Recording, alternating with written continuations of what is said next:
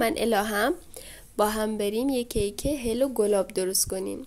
اول تخم مرغ رو با همراه شکر خوب هم میزنیم تا کرم رنگ بشه.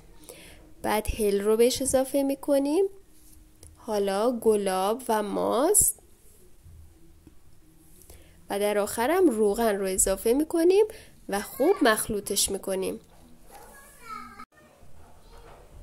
حالا همزن رو کنار میذاریم و بیکینگ پودر رو آرد و با هم مخلوط میکنیم و در 2 مرحله به مواد کیکمون اضافهش میکنیم.